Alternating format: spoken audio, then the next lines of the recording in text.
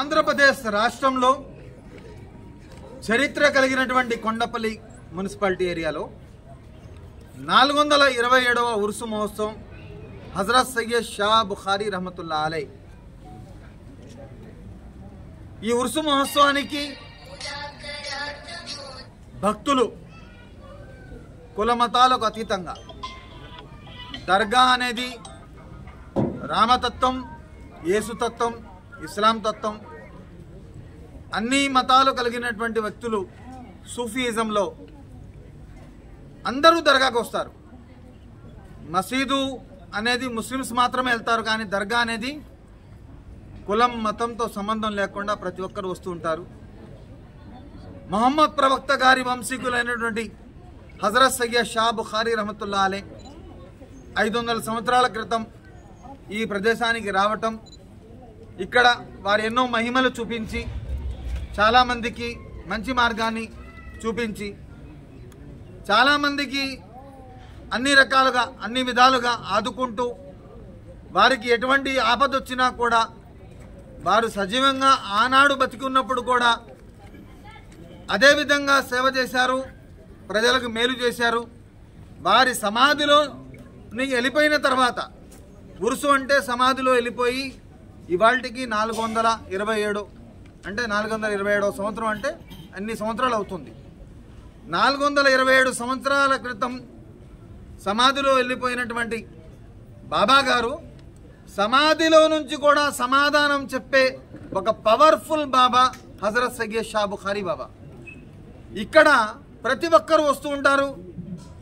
ఏ బాధతో వచ్చినా, ఏ ఇబ్బందితో వచ్చినా, ఏ మానసిక రోగంతో వచ్చినా, ఎటువంటి ప్రాబ్లమ్స్తో వచ్చినా కూడా ఇక్కడ వచ్చిన తర్వాత వాళ్ళకు ఒక మనశ్శాంతి, ఒక ప్రశాంతత, ఇక్కడ వచ్చిన తర్వాత ఒక సంతోషమైనటువంటి వాతావరణంలో వెళ్ళటం అనేది, వాళ్ళు వెళ్ళిన తర్వాత ఏదైతే వాళ్ళు విజయం సాధిస్తారో మళ్ళీ వాళ్ళు కొన్ని రోజులకే వచ్చి ఇక్కడ అన్నదానాలు చేయటం, మొక్కుబడి చెల్లించుకోవడం, ఇక్కడ యాటలు కోసి చాదర్ సమర్పించి, పూలు సమర్పించి, బాబా గారి సమర్పించుకోవడం అనేది ఇది ఒక ఆనవాయితీగా వస్తుంది.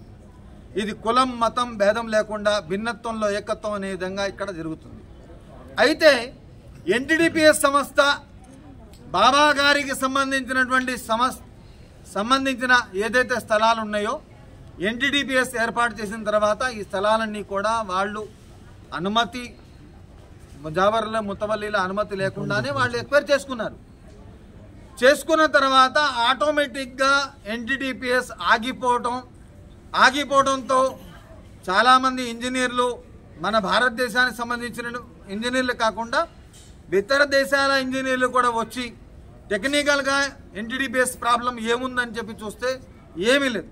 కానీ బాబా గారు స్వయంగా ఆ ఇంజనీర్లకి కళ్ళలో వచ్చి చెప్పి, నాకు నా భక్తులకు వచ్చే దారిని మీరు ఆపేశారు, ముందు నా దారి మీరు ఏర్పాటు చేయండి అని చెప్పి చెప్పడంతో వాళ్ళందరూ ఆనాడు బాబా గారి దగ్గరకు వచ్చి కొబ్బరికాయ కొట్టి, మేము తప్పు జరిగింది, మా వల్ల తప్పు జరిగింది కాబట్టి ఇలాంటి తప్పు జరగదు, మీకు వెంటనే బ్రిడ్జి ఏర్పాటు చేసి ఇస్తాం, ఇక్కడ కావాల్సినటువంటి ఏర్పాట్లు విద్యుత్ వ్యవహారం కానీ వాటర్ కానీ ఏదైనా కానీ మేము పూర్తిగా అడాప్ట్ చేసుకొని ఇక్కడ మేము సేవ చేస్తామని చెప్పి ఆనాడు అగ్రిమెంట్ రాసుకున్నారు. అదేవిధంగా ఎన్టీడీపీఎస్ సంస్థ ఆనాటి నుంచి ఈనాటి వరకు ఏ సమస్య ఉన్నా కూడా వాళ్ళు చేస్తున్నారు, బ్రహ్మాండంగా చేస్తున్నారు. అయితే ఇప్పుడు భక్తుల తాకడి ఎక్కువ అవడంతో ఆ బ్రిడ్జి కూడా చాలా పురాతన బ్రిడ్జి కాబట్టి అది సరిపోవడం లేదు. ఈ బ్రిడ్జి వల్ల ఏదైనా ప్రాబ్లమ్స్ జరగచ్చు. అంటే కింద 250 మెగావాట్ల వైరు ఉంది, రైల్వే వైరు. ఈ వైరు ఉండటం వల్ల ఏమైందంటే ప్రాబ్లమ్స్ ఏదైనా రావచ్చు. కాబట్టి ఆ 5 రోజులు మాత్రమే ఆ లైన్ ఆపడం జరుగుతుంది. ఇంకో విషయం ఏంటంటే మాకు ఒక కోరిక ఉంటుంది, మా ముఖ్యమంత్రి గారు మా దగ్గర రావాలి. ఏ ముఖ్యమంత్రి అయినా సరే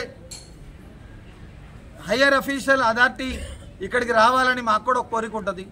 కానీ ఎవరైనా అఫీషియల్స్ రావాలంటే పోలీస్ వారి నుండి వచ్చే ఇబ్బంది ఏంటంటే అక్కడ సెక్యూరిటీ ప్రాబ్లం అండి, ఆ బ్రిడ్జిలోంచి రావాలంటే ఇబ్బంది అండి అని ఆ యొక్క సెక్యూరిటీ ప్రాబ్లంతో చాలా సందర్భాల్లో ఆనాడు చంద్రబాబు నాయుడు గారి దగ్గర రావాలన్నా అదే ఇబ్బంది అన్నారు. ఇవాళ గత 3 సంవత్సరాలు 4 సంవత్సరాల నుంచి నేను జగన్మోహన్ రెడ్డి గారి దగ్గర కూడా వెళ్ళి ఇదే విషయం చెప్పడంతో వారు రావాలన్నా కూడా పోలీస్ వారు, ఇంటెలిజెన్స్ వారు అక్కడ సెక్యూరిటీ ప్రాబ్లం అని చెప్పి ఆ యొక్క